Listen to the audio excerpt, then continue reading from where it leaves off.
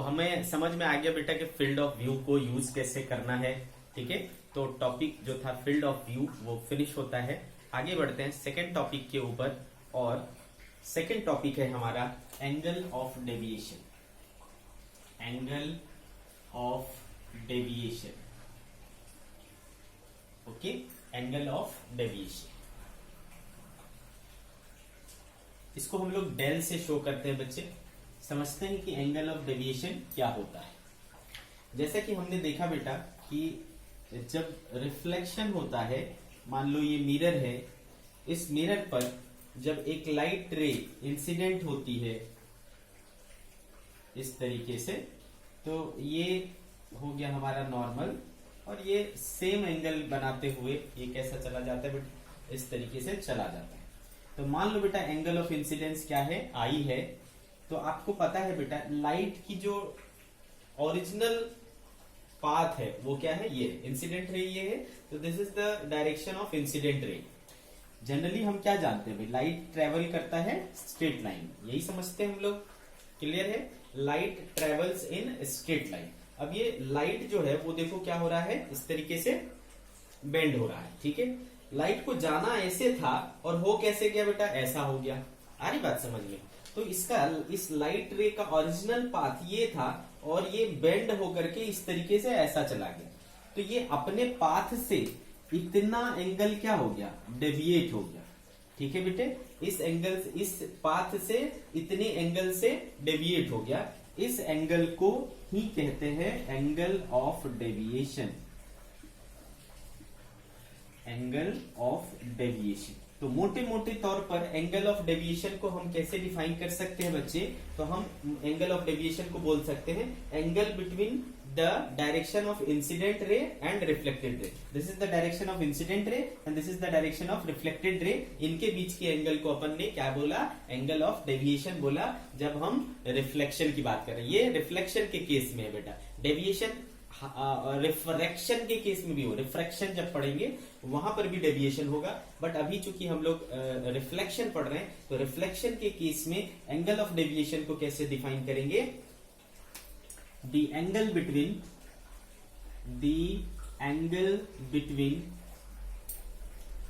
Incident ray and reflected ray,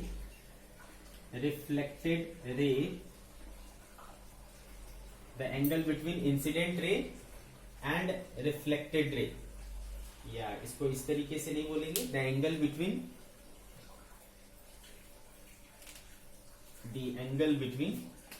the direction of incident ray and, okay बच्चे, and the direction of reflected ray is called angle of deviation. Is called angle of deviation. It is denoted bye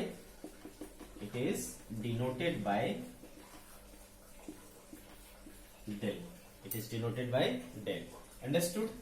ठीक है, इसको हम लोग del से show करते हैं। तो ये नहीं बेटा बात एंगल ऑफ डेविएशन की। क्लियर है? चलो इसके ऊपर देखते हैं कुछ एग्जांपल अगर हमें मिल जाए तो एंगल ऑफ डेविएशन के ऊपर। ठीक है, एंगल ऑफ डेविएशन के ऊपर देयर इज नो क्वेश्चन। ठीक है बेटा, इसमें तो कोई ऐसा क्वेश्चन दिख नहीं रहा है। तो अगर आपको इस तरीके का सवाल दिख जाए, जैसे कि आपको निकाला तो नहीं हमने, है ना। अगर मान लो इसको डेल को निकालना हो तो कैसे निकालोगे बेटा, तो चूंकि देखो यहाँ पर आपको दिख रहा है कि ये एंगल क्या है, आई है, और आपको ये भी पता है बेटा ये भी एंगल क्या होता है, एंगल ऑफ इंसिडेंस, और ये क्या होता है, एंगल ऑफ रिफ्लेक्शन, और दोनों आपस में बराबर होता है। तो अगर ये आई तो ये भी क्या होगा बेटा, आई होगा। तो देखो ये डेल कितना हो जाएगा, अच्छा ये टोटल कितना होगा बेटा, 180 डिग्री। तो ये क्या हो जाएगा, del equals to 180 minus 2i। ठीक है बेटे, 180 माइनस 2i। तो ये एक जनरल फॉर्मूला मिल गया डेल का। 180 minus 2i. This is the angle of deviation. This is the angle of deviation. तो अगर आपको क्वेश्चन पूछा जाता है बेटा कि हमने एक रे को जो है थीटा इक्वल्स टू 30 डिग्री पर इंसिडेंट कराया, ठीक है, थीटा इक्वल्स टू 30 डिग्री पर इंसिडेंट कराया, बताओ एंगल ऑफ डेविएशन क्या होगा. तो बट फट से फॉर्मूले में रखेंगे 180 माइनस 2 टाइम्स थीटा कितना है बेटा 30 डिग्री. तो देखो 180 माइनस 60 दैट इज 120 डिग्री. ठीक है, तो कितने एंगल से ये डेविएट हो जाएगा? Angle of deviation is 120 degree. Clear है बच्चे? तो इस तरीके से आपको एंगल ऑफ डेविएशन निकालना है.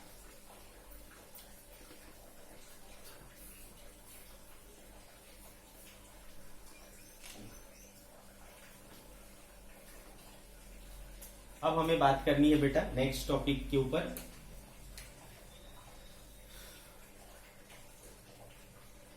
Multiple image formation. Multiple image formation in plane mirror. Plane mirror के केस में मल्टीपल इमेज फॉर्मेशन की बात करनी है हमको. ओके बच्चे, multiple image formation in plane mirror. तो बेटा मान लो हमने दो मिरर ली और उसको इंक्लाइंड करके एक दूसरे से रख दिया. इसके बीच का एंगल है सपोज थीटा. ठीक है बेटे, इसके बीच का एंगल है सपोज थीटा. अगर बेटे मैं एक लाइन खींचूं जो इस एंगल को बाइसेक्ट करे, ठीक है, इसको इस तरीके से बाइसेक्ट करे, तो इसको क्या बोलूंगा बेटा? Angle bisector. एंगल बाइसेक्टर, ध्यान देना इसके बात के ऊपर. ठीक है, एंगल बाइसेक्टर. अब इधर कहीं पर मैं एक ऑब्जेक्ट रख दूं बेटा, सपोज यहां पर कहीं पर भी, मैं ये नहीं कह रहा हूं कि एंगल बाइसेक्टर के ऊपर, हो भी सकता है नहीं भी हो सकता है. अगर एंगल बाइसेक्टर के ऊपर हुआ तो क्या होगा और एंगल बाइसेक्टर के ऊपर नहीं हुआ तो क्या होगा? अगर बेटा एंगल बाइसेक्टर के ऊपर ऑब्जेक्ट रखी हो ना, ठीक है, अगर ऑब्जेक्ट एंगल बाइसेक्टर के ऊपर रखी हो, ठीक है, यहां पर मैं नोट करके लिख देता हूं बेटा. इफ ऑब्जेक्ट इज प्लेस्ड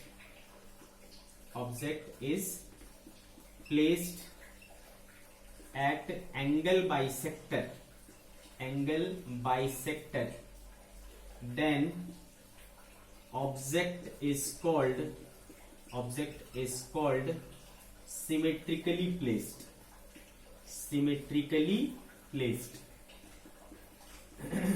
ठीक है बेटे, अगर हमारा ऑब्जेक्ट इस एंगल बाइसेक्टर के ऊपर कहीं रखा हो तो हम क्या बोलेंगे कि हमारा जो ऑब्जेक्ट है वो सिमेट्रिकली प्लेस्ड है, सिमेट्रिकली रखा गया है. ठीक है, ये बात हमको समझ में आ गई. और अगर ऐसा नहीं हुआ तो फिर क्या बोलेंगे बेटे? तब हम बोलेंगे कि वो एसिमेट्रिकली प्लेस्ड है. If object is not placed on angle bisector, then it is called asymmetrically placed. तब हम इसे क्या कहेंगे बेटे? asymmetrically placed कहेंगे. क्लियर है? तो मैं जब भी ये टर्म यूज करूंगा सिमेट्रिकली प्लेस्ड या एसिमेट्रिकली प्लेस्ड, तो आपको समझ जाना है कि सिमेट्रिकली प्लेस्ड ऑब्जेक्ट अगर सर बोल रहे हैं तो इसका मतलब होता है कि ऑब्जेक्ट कहाँ है? एंगल बाइसेक्टर पर है. और अगर एसिमेट्रिकली प्लेस्ड बोल रहे हैं तो वो एंगल बाइसेक्टर को छोड़ करके कहीं पर भी हो सकता है. क्लियर है बच्चे? तो मान लिया बेटा कि ये वाला जो मिरर है इसको मिरर 1 बोला और इस वाले मिरर को मिरर 2 बोला. ठीक है, तो ऐसे हमने दो मिरर ले लिए जिनके बीच का एंगल थीटा है. तो let there be 2 mirrors M1 and M2 inclined at theta. दोनों मिरर के बीच में एंगल ऑफ इंक्लिनेशन कितना है बेटा? थीटा है. then following are the rules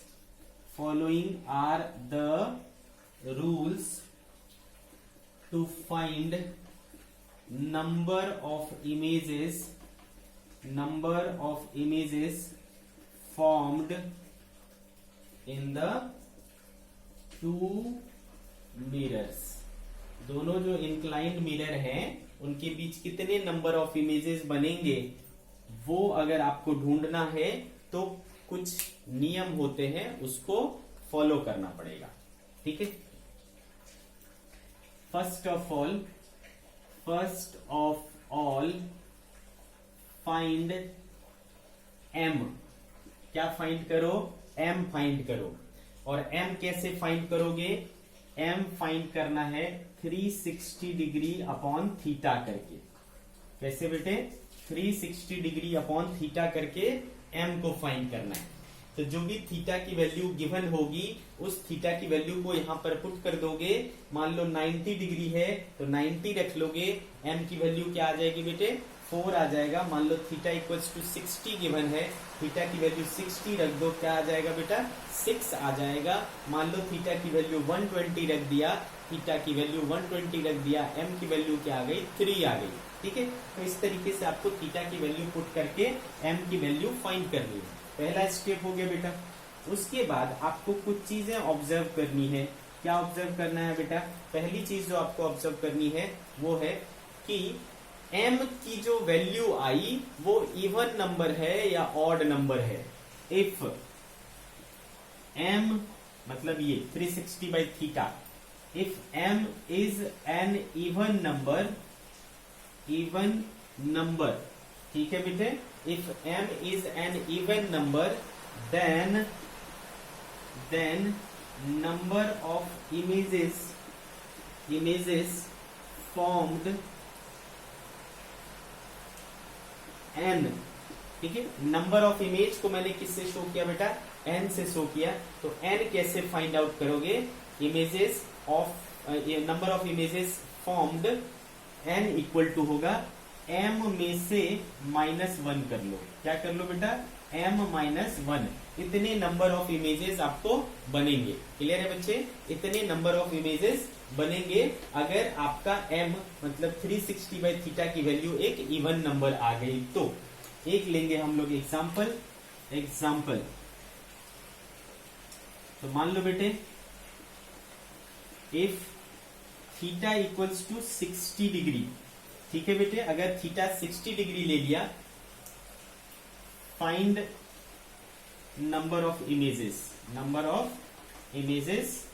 form. तो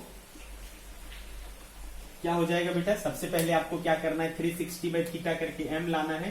तो 360 बाई 60 क्या आया बेटा? 6 आया। इवन नंबर है या ऑड नंबर है? तो ऑब्वियसली ये क्या है बेटा? इवन नंबर है। तो आपको क्या करना है? इसमें से 1 माइनस कर लेना है। तो 6 - 1 क्या हो जाएगा बेटा? 5। There are 5 number of images which will be formed between mirrors inclined at 60 degree. ठीक है बेटे? तो इस तरीके से आपको पहला रूल जो है यूज करना है। अच्छे से समझ में आ गया होगा। चलो बात करते हैं सेकेंड रूल की। अच्छा, यहां पर देखो मैंने ऐसा कुछ भी नहीं लिखा कि ऑब्जेक्ट जो है सिमेट्रिकली प्लेस्ड है या एसिमेट्रिकली प्लेस्ड है। ठीक है, तो बेटा इसका मीनिंग क्या हुआ? इसका मीनिंग हुआ कि इससे कोई फर्क नहीं पड़ता कि ऑब्जेक्ट सिमेट्रिकली प्लेस्ड है या एसिमेट्रिकली प्लेस्ड है।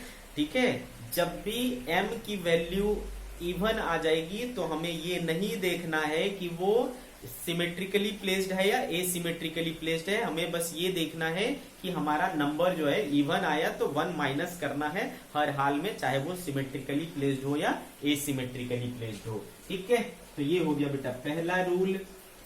अगला रूल देखेंगे जो कि है रूल नंबर 2। क्या कहता है ये रूल नंबर 2? Let's see.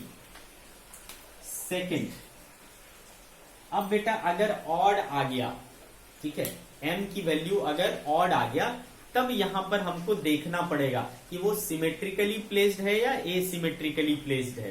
ठीक है, तो मैं इसको देखो कैसे लिखता हूं, if m equals to odd number and object is placed symmetrically. क्या मतलब हुआ भाई सिमेट्रिकली का मतलब हुआ on the angle bisector. If m equals to odd number and object is placed symmetrically, then number of images formed जो होंगे बेटा n इक्वल टू, वो यहां पर भी आपको 1 माइनस करना पड़ेगा। ठीक है, m माइनस 1 करना पड़ेगा। अच्छे से समझा क्या? क्लियर है बच्चे? कैसे समझ में आएगा? जैसे कि मैं बोलता हूं कि मेरे पास एग्जाम्पल के थ्रू बताता हूं मैं आपको बेटा। एग्जाम्पल कैसे यूज करोगे इसको समझो। मान लो बेटा मेरे पास 2 मिरर हो इस तरीके से, ठीक है, ये हो गया मिरर 1, ये हो गया मिरर 2, क्लियर है। और इसके बीच का एंगल पता 120 डिग्री है। कितना है? 120 डिग्री। और इसका बाइसेक्टर यानी ये 60 डिग्री। ठीक है, यहां पर एक ऑब्जेक्ट अगर रखा हुआ है और मुझे पता करना है कि कितने इमेजेस बनेंगे, तो जैसा कि आपको देख रहा है बेटा, यहां पर जो m आएगा, m की वैल्यू क्या हो जाएगी 360 बाई 120, तो ये आ गया बेटा 3। ठीक है, ये कितने आ गए? 3 आ गए, जो कि क्या है बेटा ऑड नंबर। ठीक है, अब ऑड नंबर आ गया तो आपको देखना पड़ेगा कि हमारा जो ऑब्जेक्ट है वो सिमेट्रिकली प्लेस्ड है या एसिमेट्रिकली प्लेस्ड है। यहां पर भी देखो बेटा कई बार मेंशन होगा और कई बार मेंशन नहीं होगा। अगर मेंशन है कि सिमेट्रिकली प्लेस्ड है तब तो ओके है भाई, आपको -1 करना पड़ेगा। लेकिन अगर मेंशन नहीं हो कि सिमेट्रिकली प्लेस्ड है तो आपको ऑटोमेटिक मान के चलना है कि ये एसिमेट्रिकली प्लेस्ड है। क्या मान के चलना है? एसिमेट्रिकली प्लेस्ड है। ठीक है बेटे, तो यहां पर चूंकि हमें क्लियर दिख रहा है कि ये सिमेट्रिकली प्लेस्ड है, तो यहां पर आपको क्या करना पड़ेगा? 1 माइनस करना पड़ेगा। तो number of images formed will be 3 - 1 is equals to 2। तो सेकेंड रूल भी आपको अच्छे से समझ में आ गया होगा बेटा। अगला रूल यानी rule number 3, if m equals to odd number. इस बार भी क्या आएगा बेटा? ऑड नंबर आएगा, बट जो आपका ऑब्जेक्ट का प्लेसमेंट है वो मान लो एसिमेट्रिकल हो जाए, एसिमेट्रिकली। ठीक है, object is placed asymmetrically. If m is odd number and object is placed asymmetrically, in that case number of images formed n equals to सीधा इक्वल टू m हो जाएगा बेटे। ठीक है, सीधा इक्वल टू क्या हो जाएगा? m हो जाएगा। अगर सिमेट्रिकली या एसिमेट्रिकली ऐसा कुछ भी वर्ड नहीं लिखा है तो आपको एसिमेट्रिकली लेकर के ही बनाना है, इसको गांठ बांध लो। ठीक है, तो ऐसे केसेस में number of images formed will be equal to m itself, यानी 360 बाई थीटा करके जो मिलेगा ना आपको, वही उतना ही नंबर ऑफ इमेजेस फॉर्म्ड होंगे, उतना ही नंबर ऑफ इमेजेस बनेंगे। आ रही है बात समझ में आपको? तो n बराबर क्या हो गया? m। अगेन मैं एक एग्जांपल लूंगा बेटा, एग्जांपल नंबर 3। अगर मान लो थीटा इक्वल्स टू ले लिया मैंने, सपोज थीटा इक्वल्स टू क्या ले लिया मैंने बेटा? 45 ले लूं, 72 डिग्री ले लेता हूं। क्या ले लेता हूं बेटा? 72 डिग्री। तो बताओ बेटा m इक्वल टू क्या हो जाएगा? 360 बाई 72, 7 × 5 = 35, 5 आ जाएगा बेटा। है, यहाँ पर मैंने सिमेट्रिक है एसिमेट्रिक है कुछ नहीं बोला, लेकिन ऑड आया और ये मेंशन नहीं है कि सिमेट्रिक है एसिमेट्रिक है, तो हमें क्या लेकर के चलना है? एसिमेट्रिक लेकर के चलना है। और एसिमेट्रिक केस में m ही क्या हो जाता है बेटा? n बन जाता है, यानी नंबर ऑफ इमेज बन जाता है। तो नंबर ऑफ इमेजेस जो आपको फॉर्म होंगे वो इतने होंगे। Got this? Very nice. Now see, ये 3 रूल हो गए बेटा। 4th रूल, अच्छा हर बार कोई जरूरी नहीं है कि जब मैं 360 अपॉन थीटा करूंगा, ठीक है बेटे, जब मैं 360 अपॉन थीटा करूंगा तो पूरा कट ही जाएगा, इवन और ओड नंबर हमें समझ में आ ही जाएगा। ये ऐसा जरूरी है क्या? ऐसा बिल्कुल जरूरी नहीं है। तो अगर आपको इफ m यानी 360 बाई थीटा करने के बाद इंटीजर नहीं आता है, m is not an integer,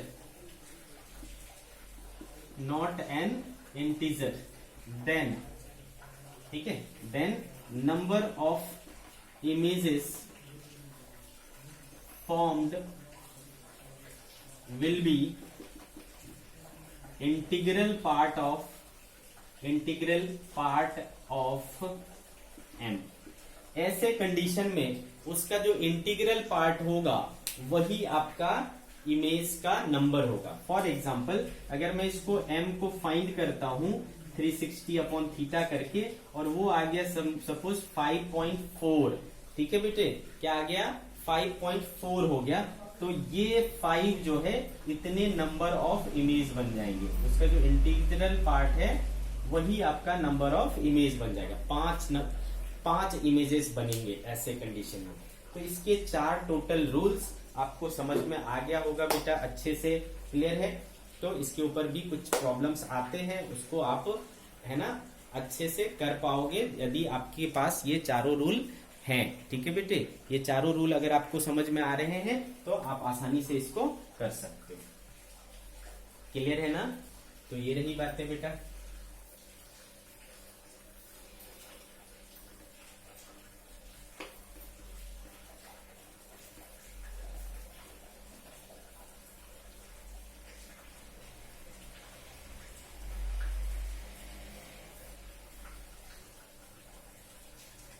next topic बेटा, अच्छा एक चीज और देखना, अगर मान लो, ध्यान से समझना, अगर मान लो मैंने 2 मिरर को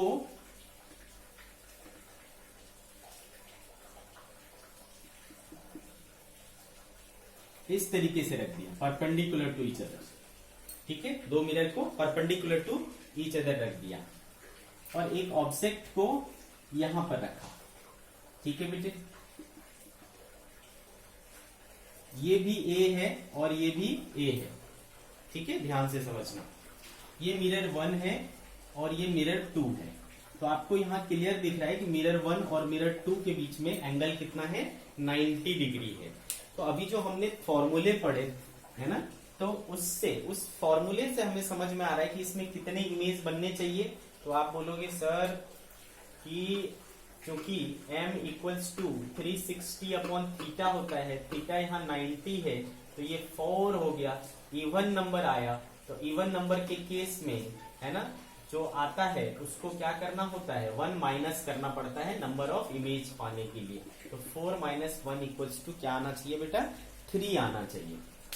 ठीक है, आप बोलोगे सर ये चीज जो है प्रूफ कर सकते